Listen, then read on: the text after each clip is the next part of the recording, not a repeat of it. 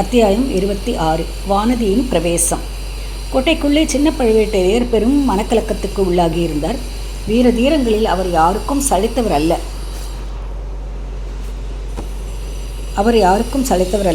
ஆனால் தமையனாருடைய யோசனையை கேட்டே எந்த காரியமும் செய்து பழக்கப்பட்டவராதலால் இந்த நெருக்கடியான நிலைமையில் சிறகு இழந்த பறவையைப் போல் தவித்தார். தமையனார்னா பெரிய பழுவேட்டரையர் சொல்கிறார்.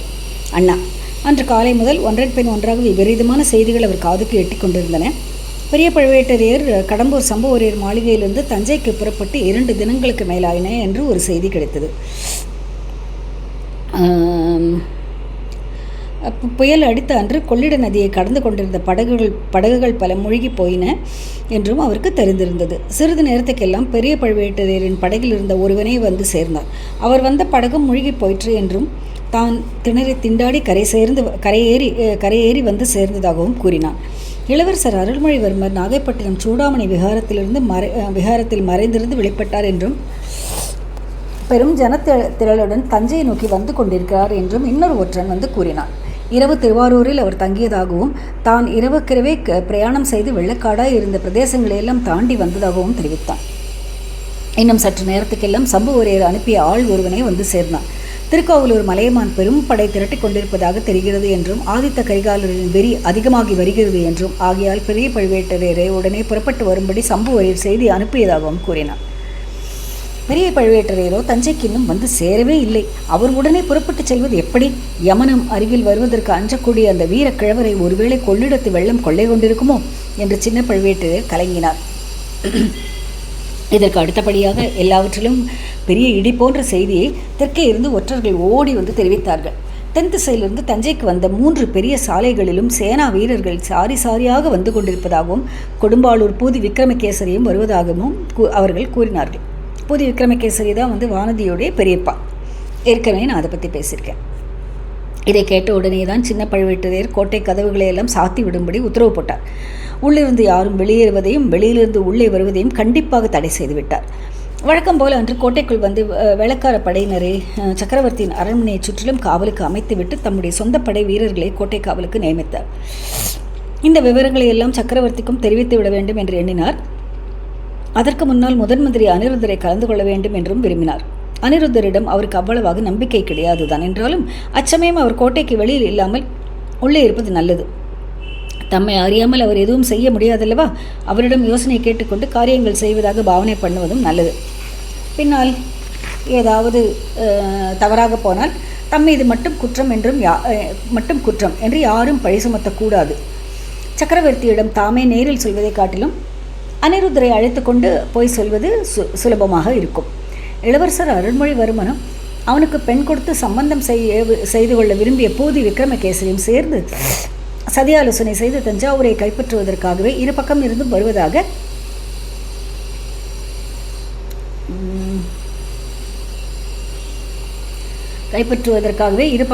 வருவதாக சின்ன பழுவேட்டரையர் நம்பினார். இதை பற்றி தாம் தனிப்பட கூறினால் சக்கரவர்த்தி நம்புவது கூட கடினமாக இருக்கும். முதன் மந்திரி அனிருத்தரும் சேர்ந்து சொன்னால் நம்பியே தீர வேண்டுமல்லவா?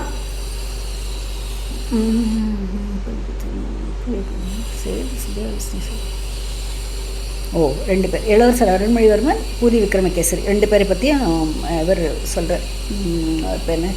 சின்ன பழுவேட்டரையர் யோசிக்கிறார். முதன் மந்திரி அனிருத்தரும் ஓரளவு கலக்கம் அடைந்து தான் இருந்தார். இளைய பிராட்டி குந்தவை அன்று காலை தஞ்சையை விட்டு போனதே அவர் அவ்வளவாக விரும்பவில்லை. எழுத்து ராணியும் பூங்குழலியும் காலையில் காணாமல் போனது அவருடைய உள்ளத்தின் அமைதியை ஓரளவு குலைத்திருந்தது. எங்கே போயிருப்பார்கள், எப்படி போயிருப்பார்கள், எதற்காக என்றெல்லாம் எவ்வளவோ சிந்தித்தும் ஒரு முடிவுக்கும் வர முடியவில்லை. பூதி விக்ரமகேசரி சைன்யத்துடன் வருகிறார் என்னும் செய்தி அவருக்கு பெரும் கலக்கத்தையே உண்டு பண்ணிவிட்டது.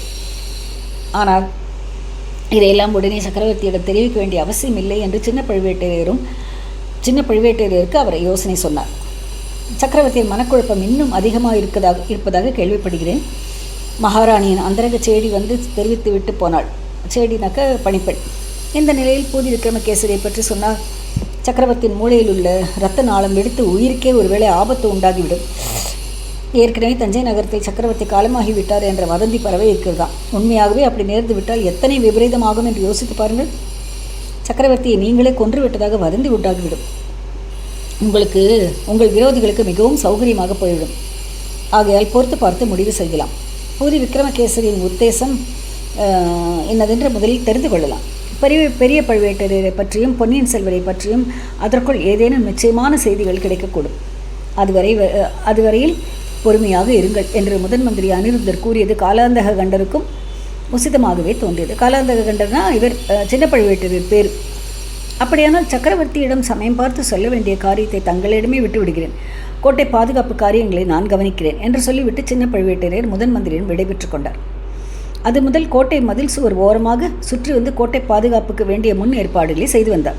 பல நாள் முற்றுகைக்கும் கோட்டையை ஆயத்தமாக செய்ய வேண்டும். கொடும்பாளூர் படைகள் கோட்டை கதவை தகர்த்தும் மதில் மேல் ஏறி குதித்தும் கைப்பற்ற முயன்றால் அந்த முயற்சியை தோற்கடிக்கும் சித்தமாக இருக்க வேண்டும். இதன் பொருட்டு அவருக்கு நம்பிக்கையான வீரர்களை அங்கங்கே நிறுத்தி வைக்க வேண்டும்.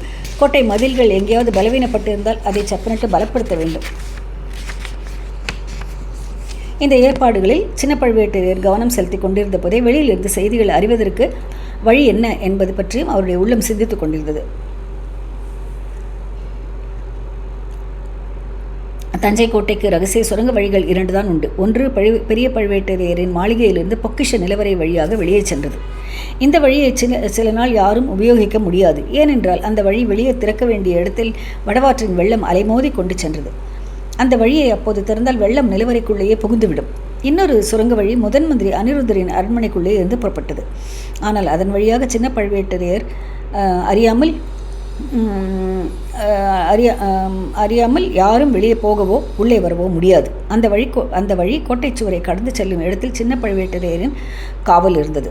இரவு 2ஆம் ஜாமத்துக்கு மேலே அந்த சுரங்க வழியாக வெளியே அந்தரங்கமான ஆட்களை அனுப்ப வேண்டுமென்று சின்ன பழுவேட்டரையர் எண்ணமிட்டு கொண்டிருந்தார். கடம்பூருக்கும் பழையாறைக்கும் ஆட்களை அனுப்பி பெரிய பழுவேட்டரையரை பற்றியும் பொன்னியின் செல்வரை பற்றியும் நிச்சயமான தகவல் அறிந்து வர செய்ய வேண்டும். இம்மாதிரி காலாந்த கண்டர் முடிவு செய்திருந்த சமயத்திலே தான் ஒரு வீரன் விரைந்து வந்து வடக்கு வாசலில் ஒரு யானையின் மேல் 2 பெண்கள் வந்திருப்பதாக பற்றியும் அவர்களுக்காக கதவை திறக்க முடியும் யானைப்பாகன் கூவுவதை பற்றியும் தெரிவித்தான். வந்திருக்கும் பெண்களில் ஒருத்தி வானதி என்று தெரிந்ததும் சின்ன பழுவேட்டரையர் பெரிதும் ஆச்சரியமடைந்தார். வானதியின் பெரியப்பன் சைன்யத்துடன் வந்து கோட்டையை சுற்றி முற்றுகையிட்டிருக்கும் போது அந்த பெண் கோட்டைக்குள் தன்னை விடும்படி கேட்பதற்கு எவ்வளவு துணிச்சல் வேண்டும்! முதலில் கண்டிப்பாக கதவை திறக்க முடியாது என்று சொல்லிவிட வேண்டும் என்றே எண்ணினார். வடக்கு கோட்டை வாசலுக்கு போய் சேருவதற்குள் அவருடைய எண்ணம் மாறிவிட்டது. கேவலம் ஒரு சிறு பெண்ணுக்கு பயந்து கோட்டை கதவை திறக்க மறுப்பதா? இது என் வீர தீரத்துக்கு இழுக்கு ஆகாதா என்று எண்ணினார். அப்படி எதற்காகத்தான் அந்த பெண் கோட்டைக்குள் வர விரும்புகிறாள் என்பதை அறிந்து கொள்ளவும் அவருக்கு ஆவல் உண்டாயிற்று. அந்த யானைப்பாகன் மேலே இருக்கிறது யாருன்னு உங்களுக்குலாம் தெரிஞ்சுட்டா, யானைப்பாகன் யாருன்னு உங்களுக்கு இத்தனை நேரத்துக்கு தெரிஞ்சிருக்கும்னு நினைக்கிறேன். இதை கேட்டுருக்கிற லிஸ்னஸ்க்கு கேவலம் ஒரு சிறு பெண்ணுக்கு பயந்து கோட்டை கதவை திறக்க மறுப்பதா? இது என் வீர தீரத்துக்கு இழுக்கு ஆகாதா என்று எண்ணினார். அப்படி எதற்காக அந்த பெண் கோட்டைக்குள் வர விரும்புகிறாள் என்பதை அறிந்து கொள்ளவும் அவருக்கு ஆவல் உண்டாயிற்று. கோட்டை வாசலின் மேல் மாடியில் ஏறி நின்று பார்த்தார். யானை மீது பாகனை தவிர 2 பெண்கள் தான் இருந்தார்கள் என்பது நன்றாக தெரிந்தது. அவர்களில் ஒருத்தி வானதி தான் என்பதையும் கண்டுகொண்டார். அச்சமயம் கொடும்பாளூர் பெரிய வேளார் அவர்களுடன் பேசிக் கொண்டிருந்தார். அந்த சம்பாஷணையின் ஒரு பகுதியும் அவர் காதில் விழுந்தது.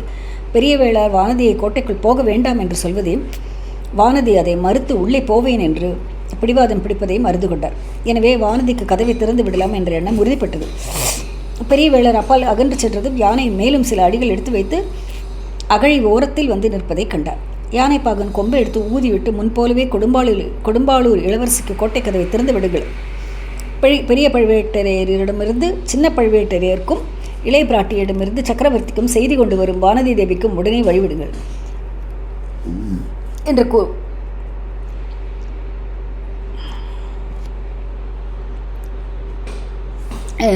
சக்கரவர்த்தியும் செய்தி கொண்டு வரும் வானதி தேவிக்கும் உடனே வழிவிடுங்கள் என்று கூவினார்.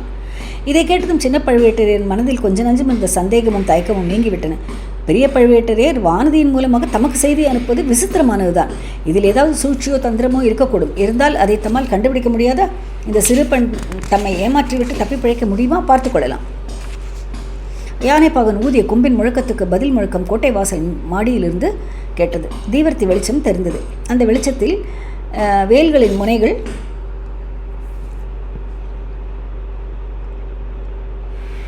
ஒளி வீசி திகழ்ந்தன. வளைத்து நாணேற்றப்பட்டிருந்த வில்களில் அம்புகள் பூட்டப்பட்டு புறப்பட சித்தமாயிருந்தன. அவற்றுக்கு மத்தியில் ஒரு மனித உருவம் வெளிப்பட்டு வந்தது. கொடும்பாளூர் இளவரசியாருக்கு கோட்டை கதவு திறந்துவிடப்படும். யானையையும் யானை மீது உள்ளவர்களையும் தவிர வேறு யாரேனும் பின்தொடர முயன்றால் உடனே யமனுலகம் செல்வார்கள் என்று அந்த மனித உருவம் இடிமுழக்கம் போன்ற குரலில் கர்ஜனை செய்தது. இதை கேட்டதும் பூதி விக்ரமகேசரியும் அவருடன் வந்த ஆட்களும் இன்னும் சிறிது அப்பால் சென்றார்கள். கோட்டை கதவுகள் திறக்கப்பட்டன. அகழியின் பாலம் இறக்கப்பட்டது. யானை பாலத்தின் மேல் நடந்து சென்ற போது பலகை அதிர்ந்தது. வானதிக்கு சிறிது அச்சம் உண்டாயிற்று. ஆனால் ஆபத்து ஒன்றும் ஏற்படவில்லை. யானை அகழியின் அக்கறை அடைந்தது. திறந்திருந்த கதவுகளின் வழியாக கோட்டைக்குள் பிரவேசித்தது. மறுநிமிடமே பாலம் மறுபடியும் தூக்கப்பட்டது. கோட்டை வாசற் கதவுகளும் சாத்தப்பட்டன. வானதி ஏறி இருந்த யானைக்கு அருகில் சின்ன பழுவேட்டரையரின் யானை வந்து நின்றது. இளவரசி, வரவேண்டும் வரவேண்டும். தங்கள் பெரிய தந்தை தடுத்தும் கேளாமல் தாங்களின் விருந்தாளியாக வர இசைந்தது பற்றி மிக்க மகிழ்ச்சி அடைந்தேன். தங்களுக்கு இங்கே எந்த விதமான தீங்கேனும் நேருமோ என்ற அச்சம் வேண்டாம் என்று சின்ன பழுவேட்டரையர் கம்பீரமான குரலில் கூறினார். அவளுக்கெல்லாம் தெரியல, அது பெரிய ட்ரிக் பண்ணி வந்திருக்குன்னு. ஐயா, எனக்கு அத்தகைய அச்சம் சிறிதும் இல்லை. நான் சொல்ல வந்த செய்திகளை சொன்ன பிறகு என்னை தாங்கள் பாதாள சிறையில் அடைத்தாலும் கவலை இல்லை என்றாள் வானதி. 27 அத்தியாயம் 27. நில் இங்கே. பாதாள சிறையை பற்றி கூறியதும் சின்ன பழுவேட்டரையருக்கு பழைய நினைவுகள் வந்தன. சம்பிரதாய மரியாதை பேச்சை மறந்துவிட்டு கூறினார். ஆமாம், நீ ஒரு தடவை பாதாள சிறைக்கு போயிருக்கிறாய். இளைய பிராட்டியுடன் சென்றாய். உளவு அறிய வந்து தப்பி ஓடிவிட்ட ஒற்றன் ஒருவனை பற்றி தகவல் தெரிந்து கொள்ளப் போனீர்கள் இல்லையா? இல்லையா ஐயா, தாங்கள் சொல்வது சரியல்ல. நாங்கள் அன்று பாதாள சிறைக்கு போனது ஒற்றனை பற்றி அறிந்து கொள்வதற்காக அல்ல. பட்டத்து இளவரசர் ஆதித்த கரிகாலர் ஓலையுடன் அனுப்பியிருந்த தூதரை பற்றி தெரிந்து கொள்ளப் போனோம். அப்படி நீங்கள் எண்ணிக்கொண்டு போனீர்கள். அவன் ஒற்றனா தூதனா என்பது எப்படி உங்களுக்கு தெரியும்? நீ ஏதும் அறியாத சிறு பெண். உன்னோடு அதை பற்றி விவாதித்த பயனில்லை. நீங்கள் போனதுதான் போனீர்கள். அவனை பற்றி ஏதாவது தெரிந்து கொண்டீர்களா? இல்லை, நாங்கள் எவனை பார்க்க போனோமோ அவன் உங்களுக்கு கூட தெரியாமல் விடுதலையாகி போய்விட்டான். பழுவூர் இளையராணி நந்தினி தேவியின் கட்டளை எங்களை முந்திக் கொண்டு விட்டது. பாவம், நீங்கள் தான் என்ன செய்வீர்கள்? சின்ன பழுவேட்டரையர் உதடுகளை கெடுத்துக்கொண்டார். தமது எச்சரிக்கையை பொருட்படுத்தாமல் தம் தமையனார் இளைய ராணிக்கு அதிக இடம் கொடுத்து வந்தது இத்தகைய இளம் பெண்களுக்கு கூட அல்லவா ஏச்சாக போய்விட்டது. அவர் கோமாக வருது அவருக்கு, தன்னுடைய அண்ணா பார்த்து. ஏன்னா அண்ணா சின்ன பொண்ணு கல்யாணம் பண்ணிருக்காளேன்னு. இவ்விதம் தமது உள்ளத்தில் தோன்றிய அவமான உணர்ச்சியை வெளியில் காட்டிக்கொள்ளாமல், உங்கள் பங்குக்கு நீங்களும் ஓர் அரை பைத்தியக்காரனை விடுதலை செய்தீர்கள் என்றார். ஐயா, அரை பைத்தியம் என்று புஷ்ப சேவை செய்து வரும் சேந்தன் அமுதனைத்தானே சொல்கிறீர்கள்? அவரை அன்று விடுதலை செய்ததினால் இந்த சோழ நாடு எவ்வளவு பெரிய நன்மை அடைந்தது என்பதை அறிந்தால் ஆச்சரியப்பட்டு போவீர்கள். பெண்ணே, எனக்கு ஆச்சரியம் இதில் ஒன்றும் இல்லை. இந்த சோழ ராஜ்யம் யார் யாருக்கெல்லாம் நன்றி கடன் பட்டிருக்கிறது என்பதை நினைத்து ஆச்சரியப்பட்டு எனக்கு அலுத்து போய்விட்டது. நீ கூட இப்போது ஏதோ ஒரு முக்கியமான நன்மையை சோழ நாட்டுக்கு செய்வதற்காகத்தான் வந்திருக்கிறாய் அல்லவா? ஆமையா, முக்கியமான காரியம் இல்லாவிட்டால் தங்கள் தமையனார் அனுப்பியிருப்பாரா? அதிலும் ஒன்றும் அறியாத அபலை பெண்ணாகி என்னை அனுப்பியிருப்பாரா? என் தமையனாருக்கு புத்திசாலித்தனம் அதிகரித்து கொண்டுதான் வருகிறது. உன்னை அனுப்பியதிலிருந்தே அது தெரிகிறது. நீ கொண்டு வந்த செய்தியை சீக்கிரம் சொல்லிவிடு. பாண்டிய நாட்டு சதிகாரர்களை பற்றி அலட்சியமாக இருந்தது தவறு என்று தங்களிடம் கூறும்படி சொன்னார். வீரபாண்டியனுடைய ஆபத்துதவிகள் சிலர் உண்மையாகவே பயங்கர சதி செய்து வருகிறார்கள். சோழ குலத்தை பழிவாங்கி இன்று கெடு வைத்திருக்கிறார்கள். சக்கரவர்த்தியை பத்திரமாக பாதுகாக்க வேண்டும் என்பதும் எச்சரிக்கும்படி கூறினார். இதை கேட்ட காலாந்தகண்டர் நகைத்தார். இந்த பிரமாதமான செய்தியைத்தானே சொல்லி அனுப்பினார்? ஒருவேளை உன் பெரிய தகவனார் படையெடுத்து வரப்போவதை பற்றித்தான் தகவல் தெரிந்து சொல்லி அனுப்பினாரோ என்று பார்த்தேன். அவர் வெளியிலிருந்து கொடும்பாளூர் சைன்யத்தை பார்த்து கொண்டால் நான் கோட்டைக்குள்ளே சக்கரவர்த்திக்கு ஏதும் நேராமல் பார்த்துக் கொள்கிறேன். அதை பற்றி அவரும் நீயும் இளைய பிராட்டியும் கூட கவலைப்பட வேண்டியதில்லை என்றார். ஐயா, தாங்கள் இப்படி அலட்சியமாக கருதுவீர்கள் என்று தெரிந்தது. மேலும் ஒரு விஷயம் சொல்லி அனுப்பியிருக்கிறார். பழுவூர் இளையராணியின் அரண்மனைக்கு அடிக்கடி யாரோ மந்திரவாதி ஒருவன் வந்து போனது பற்றி தாங்கள் எச்சரிக்கை செய்தீர்களாம். அதற்கு அவர் செவிகொடாமல் தங்களை கோபித்துக் கொண்டாராம். தம்பி, பெரும் குற்றம் செய்துவிட்டேன். அந்த மந்திரவாதி ரவிதாசன் என்பவன் தான் பாண்டிய சதிகாரன், வீரபாண்டியனுடைய ஆபத்துதவிகளின் தலைவன். சோழ குலத்தை வேரோடு கருவருக்கு கங்கணம் கட்டி கொண்டிருப்பவன். அவனுடைய ஆள் ஒருவன் இன்றைக்கு சக்கரவர்த்தியின் மீது பழிவாங்க முயலுவான். அலட்சியம் வேண்டாம், சர்வ ஜாக்கிரதையுடன் இருக்கவும். இதுவே பெரிய பழுவேட்டரையர் தங்களுக்கு அனுப்பிய செய்தி. என் கடமையை நான் செய்துவிட்டேன். காலாந்தக கண்டர் சிறிது திகைத்துத்தான் போய்விட்டார். இம்மாதிரி செய்தியை பெரியவரை தவிர வேறு யாரும் அனுப்பியிருக்க முடியாது. பெண்ணே, இது உண்மையானால் அவர் ஏன் இங்கு உடனே வரவில்லை? உன்னை எதற்காக அனுப்பினார்? என்னை அவர் அனுப்பவில்லை. அவர் இளைய பிராட்டியிடம் கூறினார். இளைய பிராட்டி என்னை அனுப்பி வைத்தார். ஆதித்த கரிகாலருக்கும் இன்றைக்கு ஆபத்து வர இருக்கிறது. ஆகையால் அவரை காப்பாற்ற அவர் திரும்பி போயிருக்கிறார். எங்கே இருந்து? அவர் உங்களை எங்கே பார்த்தார்? குழந்தையில் ஜோதிடர் வீட்டில் பார்த்தார். இன்னும் தங்களுக்கு சந்தேகம் தெளியவில்லையானால் இதையும் கேளுங்கள். தங்கள் அண்ணன் படகில் கொள்ளிடத்தை கடந்து வந்தபோது புயல் அடித்து படகு கவிழ்ந்து விட்டது. தப்பி பிழைத்து கரையேறி பள்ளிப்படையில் படுத்திருந்த போது சதிகாரர்கள் பேசியதை கேட்டு தெரிந்து கொண்டார். ஐயா, இன்னும் இங்கேயே நின்று பேசிக்கொண்டிருக்க வேண்டுமா அல்லது அரண்மனைக்கு போகலாமா? பெண்ணே, நீ சொன்னதெல்லாம் உண்மையாகவே இருக்கட்டும். எப்பேற்பட்ட சதிகாரனாக இருந்தாலும் கோட்டை காவலையும் கடந்து வர முடியாது. நீ பெண்ணாக இருப்பதனால்தான் உள்ளே வரவிட்டேன். வெளியே இருந்து வர வேண்டும் என்பது என்ன? சதிகாரர்கள் கோட்டைக்குள்ளேயே இருந்து விட்டால் ஒரு நாள் முடியாத காரியம் அப்படிங்கிறார் பெரிய சின்ன பழுவேட்டரையர். சரி, அது உங்கள் பொறுப்பு. என் கடமையை நீ நிறைவேற்றிவிட்டாய். இனி நீ திரும்பி போகலாம். இல்லை ஐயா, என் கடமையில் ஒரு பாதியைத்தான் நிறைவேற்றி இருக்கிறேன். சக்கரவர்த்தியை பார்த்து இளைய பிராட்டியின் செய்தியை சொல்லிவிட்டால் முழுவதும் நிறைவேற்றியதாகும். அப்போது சின்ன பழுவேட்டரையர் சொல்கிறார், அந்த செய்தியையும் என்னிடமே கூறிவிடலாமே. முடியாத காரியம். சக்கரவர்த்தியிடம் நேரில் தெரிவிக்கும்படி இளைய பிராட்டியின் ஆங்கே. இதோ இளைய பிராட்டியின் முத்திரை மோதிரம்.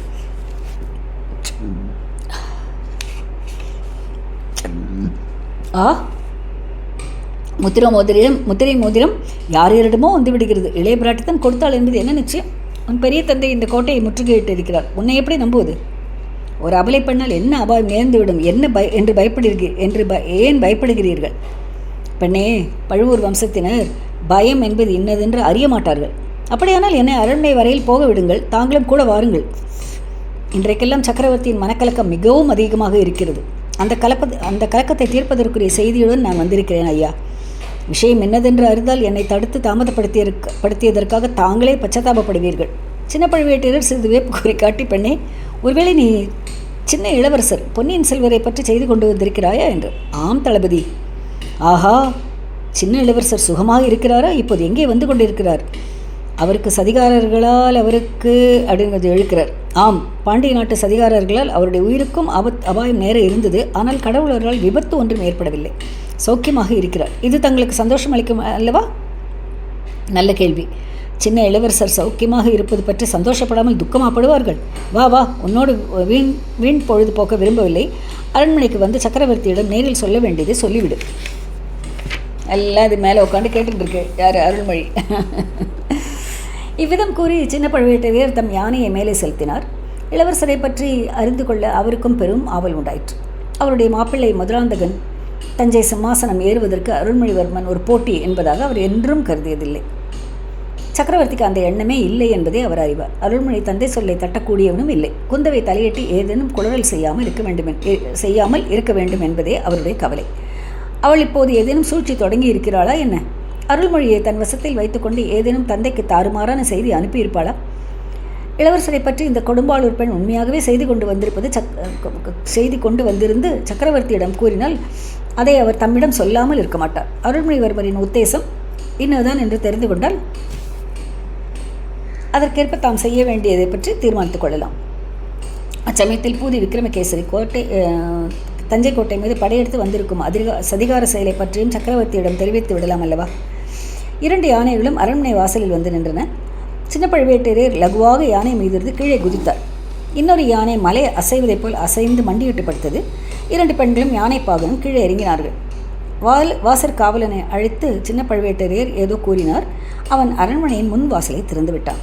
காலாந்தக கண்டருடைய மனதில் அவருடைய தமையனார் சொல்லி அனுப்பியதாக வானதி கூறிய செய்தி உறுத்தி கொண்டிருந்தது. அதை அவர் அலட்சியம் செய்ய பார்த்தும் முடியவில்லை. முக்கியமாக மந்திரவாதி ரவிதாசனை பற்றி அறிந்தது அவருடைய மன அமைதியை மிக குலைத்தது. வீரபாண்டியரின் ஆபத்துதவிகளை பற்றி அவர் முன்னமே அறிந்திருந்தார். ஆனால் அவர்களுக்கு தஞ்சாவூர் கோட்டைக்குள்ளேயே இடம் கிடைத்திருந்தது என்று அறியவில்லை. பழுவூர் இளையராணி மந்திரவாதியை அழைத்து பேசுவதெல்லாம் பெரிய பழுவேட்டரையரை மேலும் மேலும் தன் வசப்படுத்துவதற்காகவே என்று அவர் நம்பிக்கொண்டிருந்தார்.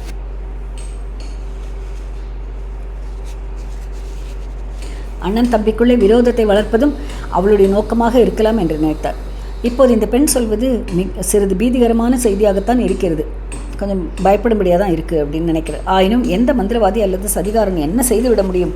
தம்முடைய அனுமதியின்றி சக்கரவர்த்தியின் அரண்மனைக்குள் ஈயும் நுழைய முடியாது. சக்கரவர்த்தி வெளியில் வருவதும் கிடையாது. இருந்தாலும் அரண்மனையை சுற்றிலும் இன்னும் கொஞ்சம் பாதுகாப்பை பலப்படுத்தி வைப்பது நல்லது. புயல் வெள்ளம் என்று சொல்லிக்கொண்டும் முதல் மந்திரியை பார்ப்பதற்காக என்று சொல்லிக்கொண்டும் முதல் மந்திரி பார்ப்பதற்காக என்று சொல்லிக்கொண்டும் அதிகம் பேர் 2 நாளாக கோட்டைக்குள்ளே வந்திருந்தார்கள். அவர்கள் எல்லாரும் வெளியில் போய்விட்டார்களா என்று தெரியாது. இன்று பகலில் திடீரென்று கோட்டைக்கதை சாத்தியதும் நல்லதாக போயிற்று. துர்நோக்கம் கொண்டவர்கள் சந்தேகமான மனிதர்கள் யாராவது இந்த கோட்டைக்கு வந்திருக்கிறார்களா என்று நன்றாக பரிசோதனை செய்து பார்த்து விடலாம்.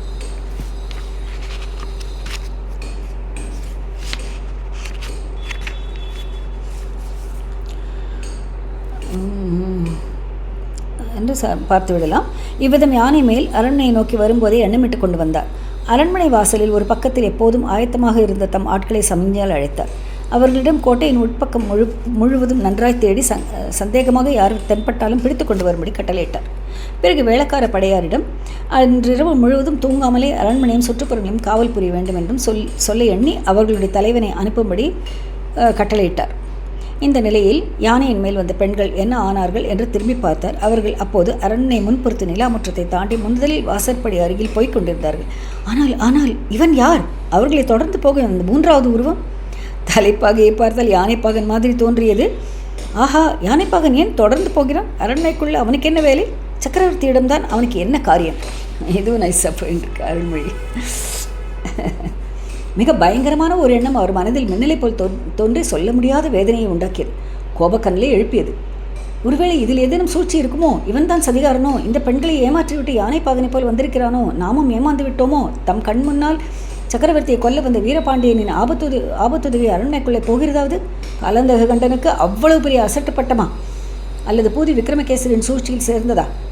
எதுவாக இருந்தாலும் சரி, இதோ மறுகணத்தில் எல்லாம் தெரிந்துவிடப் போகிறது. 4:08 நிலாமுற்றத்தை காலாந்தக கண்டர் கடந்து சென்று யானைப்பாகன் சமீபம் அடைந்தார். அடே நில், இங்கே வா என்று ஒரு கர்ஜனை செய்தார். நீ ஏன் உள்ளே போகிறாய்? யானைப்பாகனுக்கு அரண்மனைக்குள் என்ன வேலை என்று கூறிக்கொண்டே அவனுடைய ஒரு கரத்தை தமது வஜ்ராயுதம் போன்ற கை முஷ்டியினால் பிடித்து கொண்டார். அவருடைய கோப கர்ஜனை குரலை கேட்டுவிட்டு முன்னால் சென்ற 2 பெண்களும் திரும்பி பார்த்தார்கள். அவர்களுடைய முகங்கள் சிறிது பயம், வியப்பு, ஆர்வம் முதலிய உணர்ச்சிகளை பிரதிபலித்தன. அதே சமயத்தில் புன்னகை மலர்ந்தது. வானதி ஐயா அவர் என்று ஏதோ சொல்ல ஆரம்பித்து சிறிது தயங்கினாள். குரோதத்தின் சிகரத்தை அடைந்திருந்த சின்ன பழுவேட்டரையர் அவளை திரும்பி பார்க்கவும் இல்லை, அவள் வார்த்தையை பொருட்படுத்தி கேட்கவும் இல்லை. யானைப்பாகனுடைய தடுமாற்றத்திலிருந்து அவருடைய சந்தேகம் மேலும் மேலும் உறுதிப்பட்டது. முன்னொரு தடவை தம்மை ஏமாற்றிவிட்டு தப்பி ஓடிப்போன வானர் குலத்து வாலிபனோ என்ற விபரீத எண்ணம் அந்த கணத்தில் தோன்றியது. மறுபடியும் தம்மை ஏமாற்றிவிட்டு போகலாம் என்று இவ்வளவு துணிச்சலுடன் வந்திருக்கிறானோ? பிடித்த பிடியை இன்னும் சிறிது கெட்டியாக்கி கொண்டு சின்ன பழுவேட்டரையர், அடே உண்மையை சொல், நீ யார்? யானைப்பாகன் தானா அல்லது சதிகாரனா? முன்னொரு தடவை என்னிடமிருந்து தப்பிச் சென்ற ஒற்றனா? இம்முறை தப்ப முடியாது என்று சொல்லிக்கொண்டே பிடித்த பிடியை விடாமல் யானைப்பாகன் முகத்தை தம்மை நோக்கி திருப்பினார். அரண்மனையின் முன்மண்டபத்தில் எரிந்த தீபங்களின் வெளிச்சம் லேசாக அந்த யானைப்பாகனின் கம்பீரமான முகத்தில் விழுந்தது. தளபதி, நான் யானைப்பாகன் கூடத்தான். தங்களிடமிருந்து என்றும் தப்பிச் சென்றதில்லை. தங்களிடம் என்னை ஒப்புக்கொள்ளவே வந்திருக்கிறேன் என்றான் யானைப்பாகன். காலாந்தக கண்டர் அந்த முகத்தை பார்த்தார். அந்த குரலை கேட்டார். மேலுலகம் 7 இடிந்து அவர் தலைமையில் ஒருமிக்க விழுந்து விட்டது போல் இருந்தது. அவ்விதமாக திகைத்து சித்திரப்பதுமை போல் நின்றுவிட்டார். கைப்பிடியை விடுவதற்கு கூட அவருக்கு தோன்றவில்லை. கைப்பிடி அதுவாக தளர்ந்தது. இளவரசர் அருண்மொழிவர்மரை விடுதலை செய்தார். பியூட்டிஃபுல்லாக இருக்கு. ஓ காட், என்ஜாய் பண்ணி படிக்க வேண்டியிருக்குதுல. அத்தியாயம் 28. கோஷம் எழுந்தது. இளவரசர் அருண்மொழிவர்மரின் அந்த இளம் பொன் முகத்தில் என்ன மாய மந்திர சக்திதான் இருந்ததோ தெரியாது. இத்தனைக்கும் இளவரசர் அச்சமயம் முகத்தை சுளுக்கிக் கொள்ளவும் இல்லை. கோபத்தின் அறிகுறியும் சிறிது கூட காட்டவில்லை. வெண்ணெய் திருடி அகப்பட்டு கொண்ட கண்ணனை போல் குற்றத்தை ஒப்புக்கொள்ளும் பாவனை முகத்தில் தோன்றும்படி நின்றார். சின்ன பழுவேட்டரையரிடம் குற்றம் கண்டுபிடித்து கடிந்து கொள்ளும் அறிகுறியோ அவரை எதிர்த்து போராடும் நோக்கமோ அணுவளவும் அவர் முகத்தில் காணப்படவில்லை. ஆயினும் அஞ்சா நெஞ்சமும் அளவிலா மனோதிடமும் வாய்ந்தவரான காலாந்தக கண்டரின் கை கால்கள் அந்த கணத்தில் விடவெடுத்து விட்டன. முகத்தில் வியர்வை அரும்பியது. என்ன செய்கிறோம் என்று கூட அறியாமல் 2 கைகளையும் கூப்பி வணக்கம் செலுத்தியவாறே, பொன்னியின் செல்வா, ஈழம் கொண்ட வீரா, சோழ நாட்டின் தவப்புதல்வா, இது என்ன கோலம், இது என்ன காரியம், இவ்விதம் தண்டிப்பதற்கு என்ன குற்றம் செய்தேன் நான்? ரொம்ப அப்படியே பியூட்டிஃபுல்லாக இருக்குது இந்த இடம்லாம். கல்கி எழுதுறது அதே நிஜமாக அது ஒரு இது அனுபவம். இதை படிக்கிறதுக்கும் இதை கேட்குறதுக்கும் நம்மலாம் கொடுத்து வச்சுருக்கோம். பாக்கியம் பண்ணி தான் இந்த கதையெல்லாம் படிக்கிறோம். நம்ம சற்று முன் நான் செய்த பிழையை பொறுத்து கருணை புரிய வேண்டும். மன்னித்தேன் என்று அருள்வாக்கு தர வேண்டும். கண்ணிருந்தும் பாராத குருடனாகி விட்டேன் என்று நான் தழுத்தழுக்க குரல் நடுங்க கூறினார். மேலும் இதே முறையில் பேசப்போனவரை இளவரசர் தடுத்து, தளபதி, இது என்ன? தாங்களாவது குற்றம் செய்யவாவது?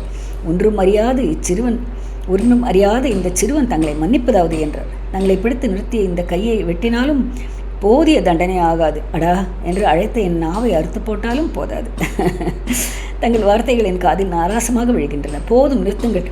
தங்கள் பொறுப்பை நிறைவேற்றுவதற்காக தங்கள் கடமையை செய்வீர்கள். என்ன அதில் குற்றம்? தவறு என்னுடையது. நான் இந்த வேடத்தில் யானை பாகனாக வருவேன் என்று அப்படின்னு சொல்லி இழுக்க பொன்னியின் செல்வன். நான் எதிர்பார்க்கவே இல்லைதான். இப்படி தாங்கள் செய்யலாமா? எதற்காக? சோழ நாட்டின் மகாவீரரை இப்படியா நான் வரவேற்றிருக்க வேண்டும்? ஆச்சார உபசாரங்களுடன் முன்வாசலில் வந்து காத்திருந்து வெற்றி முரசுகள் எட்டுதிக்கும் அதிரும்படி முழங்க வரவேற்றிருக்க மாட்டேனா? அப்படி சின்ன பழுவேட்டர் அப்படியே ரொம்ப ஃபீல் பண்ணி சொல்கிறார். தாங்கள் அப்படி செய்வீர்கள் என்று அறிந்துதான் நான் இந்த விஷயத்தில் வந்தேன். அதற்கெல்லாம் இது சரியான நேரம் அல்ல. தங்களுக்கு தெரியாதா? சதிகாரர்களின் தீய முயற்சிகளை பற்றி சற்றுமுன் கொடும்பாளூர் இளவரசி கூறினாள் அல்லவா?